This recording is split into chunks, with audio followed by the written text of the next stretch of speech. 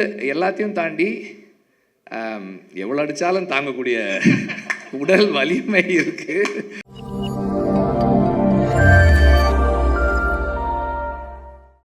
And சூர்யானாவாக இருக்கட்டும், GV சாராக இருக்கட்டும், அண்ட் டைரக்டர் அவர்கிட்ட வந்து ஒர்க் பண்ணவர் தான், அவர்கிட்டேருந்து கற்றுக்கிட்டவர் தான். அண்ட் ப்ரொடியூசரோட ஒரு ஏற்கனவே வந்து ஒர்க் பண்ணி ஒரு நல்ல ஒரு ஃபேமிலி அப்படிங்கிற மாதிரி தான் அவருக்கு வந்து தோணும்.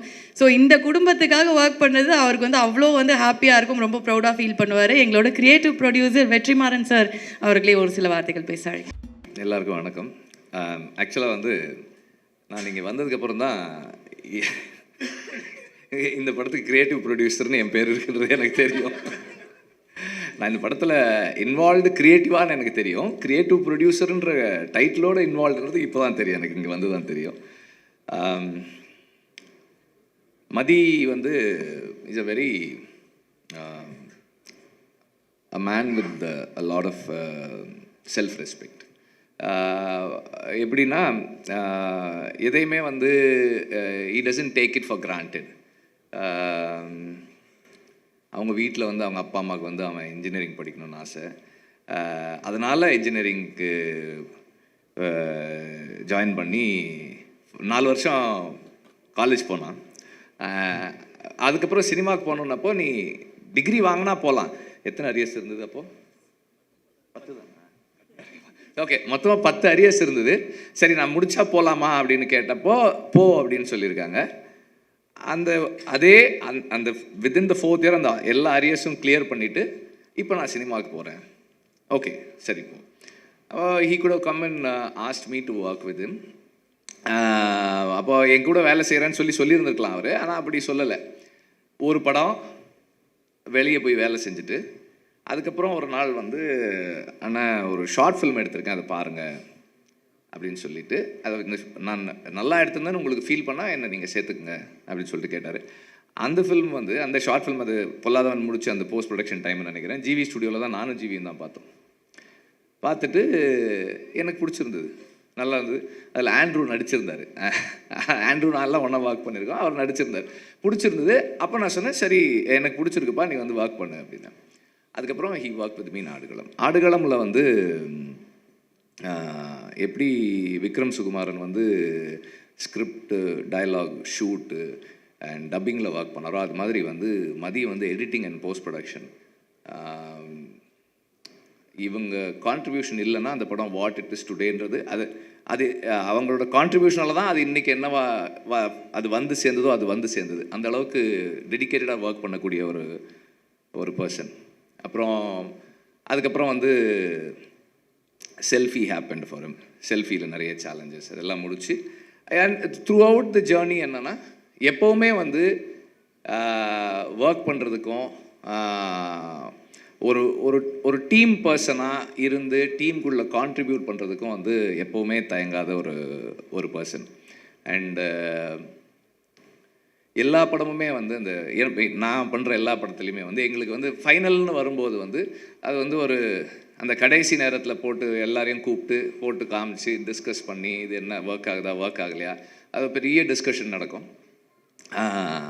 ஸோ அந்த மாதிரி எப்போதுமே கூட ஒர்க் பண்ணி அதே மாதிரி மனசுக்கு படுறத எந்த ஹெசிடேஷனும் இல்லாமல் சரின்னா சரி தப்புன்னா தப்புன்னு சொல்லக்கூடிய ஒரு பர்சன். ஸோ அப்படி விடுதலையில் வந்து he was with me. And அந்த விடுதலை ஃபர்ஸ்ட் பார்ட்டில் அந்த ட்ரெயின் சீக்வன்ஸ் ஷூட் பண்ணும்போது he was working for that shoot. அதுக்கப்புறமா போஸ்ட் ப்ரொடக்ஷன்லேயும் இருந்தார். ஸோ அந்த நேரத்தில் எல்ரைட் சாருக்கு வந்து மதியோட இன்ட்ரடக்ஷன், மதி ஒர்க் பண்ணுறதெல்லாம் பார்க்குறாரு. மணியும் எல்ரைட் சாரும் வந்து they are very impressed. They have அவருடைய கான்ட்ரிபியூஷன் அண்ட் இப்போ எல்லோரும் சொன்னாங்களே ரொம்ப பேச மாட்டான்னு. அதெல்லாம் நல்லா தான் பேசுவான் அவன். ஸோ அப்படி அது ஒரு இதுதான். என்ன பேசணுமோ எப்போ பேசணுமோ அதெல்லாம் கரெக்டாக பேசிடுவான், அதெல்லாம் ஒன்றும் இல்லை. So the way he carries himself, the way he puts across his thoughts, அது வந்து எல்ரைட் சாருக்கு ரொம்ப பிடிச்சிருந்தது. அப்போது ஒரு தடவை பேசும்போது, சார் நான் நல்ல பையனாக இருக்கான் சார், ஏதாவது ஸ்கிரிப்டு அப்படி ஒரு நல்ல ஒப்பீனியன் இருக்குது அப்படின்னும்போது அவன் Mathi was working for his film. அப்போ இந்த ஐடியா எனக்கு சொன்னப்போ எனக்கு ரொம்ப பிடிச்சிருந்தது, ரொம்ப நல்லா இருக்குது. பிகாஸ் இந்த மாதிரி ஒரு வேர்ல்டுக்குள்ளே இங்கேயே இருக்குது. அதில் அந்த அந்த இவங்க அந்த அந்த அவர் ஒருத்தர் சொல்கிறாரு இல்லையா, இப்போ எப்படி நிலத்தில் இருக்கவங்களுக்கு ஜல்லிக்கட்டோ அது மாதிரி எங்களுக்கு இந்த பாய்மர படகு போட்டி. நம்ம இங்கே இருக்கோம், நம்ம மக்களில் ஒருத்தருக்கு வந்து இப்படி ஒரு விளையாட்டு இருக்குது, இப்படி ஒரு ஸ்போர்ட் இருக்குது, அது அவங்க வாழ்க்கையோட அவ்வளவு முக்கியமான ஒரு அங்கமாக இருக்குது, ஆனால் நமக்கு தெரியலை. அப்போ இந்த மாதிரியான ஒரு வேர்ல்டை எக்ஸ்ப்ளோர் பண்ணி இப்படி ஒரு ஸ்டோரி சொல்லணும்னு நினைக்கிறது வந்து எனக்கு ரொம்ப நல்லா இருந்தது. I thought it's a very good idea to explore further. நீ அதை இன்னும் ஒர்க் பண்ணு அப்படின்னு சொன்னேன். ஸோ ஹி ஹேட் அந்த அந்த பேக்ரவுண்டில் கொஞ்சம் டெவலப் பண்ணி ஒரு ஒரு ஒரு கான்செப்டாக சொன்னப்போ நான் ப்ரொடியூசர்கிட்ட சொன்னேன், சார் உங்கள் வேர்ல்டுக்குள்ளே ஒரு கதை இருக்குது சார், கதை சொல்கிறாங்க சார், நீங்கள் கேளுங்க அப்படின்னேன். அது ஐ திங்க் அந்த விடுதலை கிளைமேக்ஸ் ஷூட்டிங் ஸ்பாட்லேயே ஏதோ பேசணும்னு நினைக்கிறேன். அந்த அந்த இடத்துல சொன்னேன். அப்புறம் லைன் சொன்ன உடனே அவர் சார் சூப்பராக இருக்குது சார். அங்கேருந்து தென் அதுக்கப்புறம் அவங்க அது அப்படியே அந்த ஜேர்னி அப்படி போக ஆரம்பிச்சிருச்சு. And I'm very happy that it happened. இப்போ இதில் இருக்கிற டீம் கதிர் பற்றி சொல்லணுன்னா, மற்றவங்களை எனக்கு பர்சனலாக தெரியாது, அஃப்கோர்ஸ் ஜிவி தெரியும். கதிர் பற்றி சொல்லணுன்னா, one of the few cinematographers who can contribute creatively in script writing. Script ஸ்டேஜ்லேயே வந்து அவரால் வந்து க்ரியேட்டிவாக கான்ட்ரிபியூட் பண்ண முடியும். நான் வட சென்னை கதையை ரொம்ப வருஷமாக 2003 எல்லாருக்கும் சொல்லுவேன், பார்க்குற எல்லாருக்கும் சொல்லுவேன். அப்போ ஒரு தடவை அவர்கிட்ட சொன்னேன், ஏர்லி டேஸில், பொல்லாதவனுக்கு முன்னாடியா பொல்லாதவனுக்கு அப்புறமா தெரியல, ஏதோ ஒரு டைமில் சொன்னேன். அப்போ சொன்னப்போ என்கிட்ட சொன்னார், இந்த கதையில் சந்திரா தான் ஹீரோ அப்படின்னாரு. சந்திரா மேலே தான் இந்த கதை இருக்குது அப்படின்னாரு. அதாவது சந்திரா மேலே கதை இருக்குன்றதை கண்டுபிடிக்கிறதே வந்து ஒரு பெரிய இதுதான். ஸோ அப்போ ஒரு ஸ்கிரிப்டுக்குள்ளே அவரால் வந்து அவ்வளோ க்ரியேட்டிவாக கான்ட்ரிபியூட் பண்ண முடியும். ஒரு கோ ரைட்டராகவும் ஒர்க் பண்ணக்கூடிய ஒரு சினிமாட்டோகிராஃபர் இருக்கிறது மதிக்கு வந்து ஒரு பெரிய சப்போர்ட்டாக இருக்கும். And editor, art director and all other technicians எல்லாருமே கண்டிப்பாக வந்து இந்த விஷனோட கூட இருப்பாங்கன்ற நம்பிக்கை எனக்கு இருக்குது. ஜிவி ஆஸ் ஆல்வேஸ், ஜிவி வந்து இன்னைக்கு he's in is musical prime. ரொம்ப எஃபிஷியண்ட்டாக, ரொம்ப வைப்ரண்ட்டாக, எனர்ஜெட்டிக்காக டெலிவர் பண்ணிகிட்ருக்காரு. அண்டு அவர்கிட்ட வந்து நீங்கள் 30 நாள் இல்லை, 2 நாள் இல்லை, ஃபுல் படத்துக்கே நீங்கள் 5 நாள்லேயே பண்ணுவீங்க. அது வந்து one of GV's very special qualities. It doesn't tire. எந்த நேரமாக இருந்தாலும், எந்த டைமாக இருந்தாலும், அன்னையிலேருந்து இன்றைக்கி வரைக்கும் அப்படி தான் இருக்குது. நான் முன்னாடியெல்லாம் வந்து நைட்டு 12 மணிக்கு மெசேஜ் பண்ணுவேன், what are you doing, then next question where are you, அப்படி. இங்கே தான் ஆஃபீஸில் தான் இருக்கேன். If you are in the studio I will come, okay come, I will come. Night ஒரு 12:30 மணிக்கு போவேன், அதுக்கப்புறம் உட்காந்து ஒர்க் பண்ணுவோம். இன்றைக்கும் அப்படி தான். பட் நான் நைட்டு 12:30 மணிக்கு அவருக்கு மெசேஜ் அனுப்புறதில்லை. Otherwise the same energy is there. எந்த நேரத்துலையும் ஒர்க் பண்ணுறதுக்கு டயர் ஆகாத ஒரு பர்சன். அண்ட்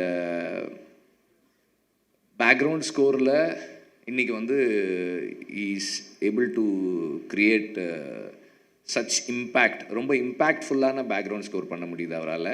அண்ட் ஒரு ஸ்டார் ஃபில்ம்னா அதுக்கு ஒரு அப்ரோச் வச்சுருக்காரு, ஒரு கண்டென்ட் ஃபில்ம்னா அதுக்கு ஒரு அப்ரோச் வச்சுருக்காரு, எல்லாமே நல்லா பண்ணுறாரு. அண்ட் இந்த ஃபில்முக்கு ஒரு மிகப்பெரிய ஸ்ட்ரென்த்தாக இருக்கும் ஜிவியோட மியூசிக்ன்றதுல எனக்கு எந்த டவுட்டுமே இல்லை. அண்டு இந்த படத்தை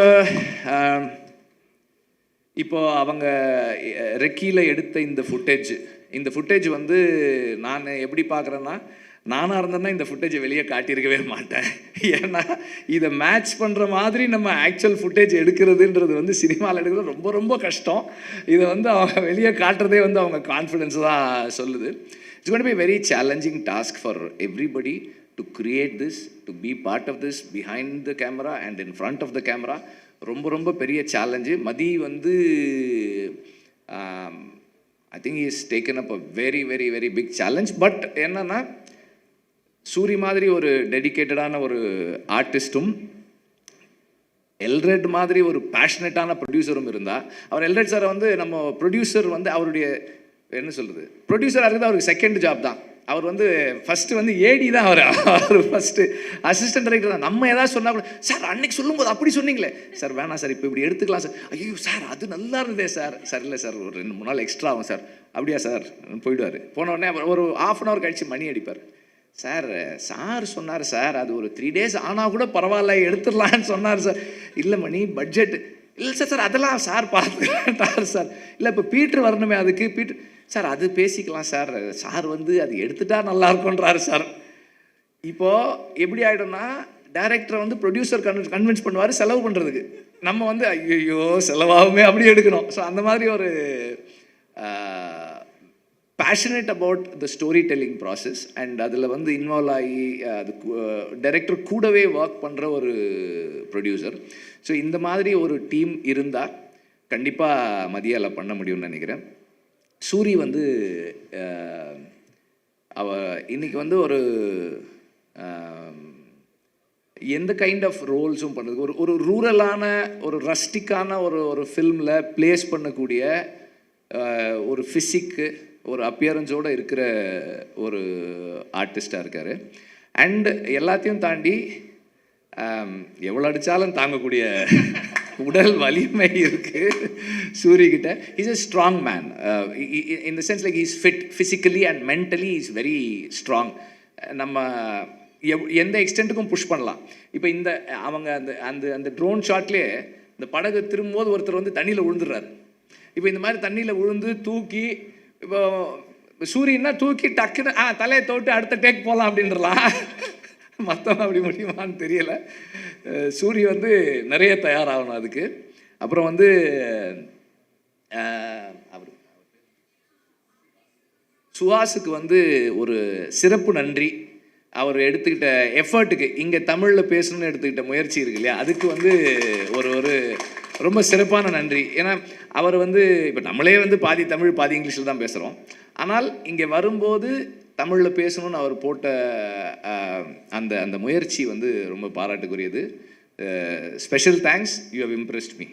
ஸோ அண்டு எல்லாருக்கும் வந்து என்னுடைய வாழ்த்துக்கள்.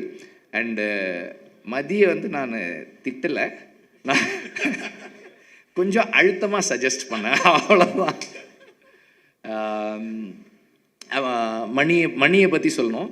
மணி வந்து எல்ரெட்டுடைய ஒரு என்ன சொல்கிறது, ஒரு ஃபில்டர். மணி வந்து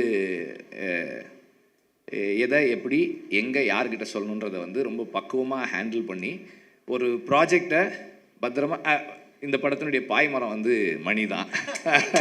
கரெக்டாக வந்து கொண்டு போய் சேர்க்கறதுக்கு வந்து மணி வந்து எப்போதுமே முயற்சி பண்ணிக்கிட்டே இருக்கிற ஒரு ஆள். அண்டு எல்லாருக்குமே வந்து என்னுடைய வாழ்த்துக்கள். அண்ட் ஒவ்வொரு கட்டத்துலையும் அந்த படத்தை நான் பார்த்துட்டே இருக்க போகிறேன். என்னுடைய கருத்துக்களை அழுத்தமாக சொல்லிக்கிட்டே இருக்க போகிறேன். Thank you very much.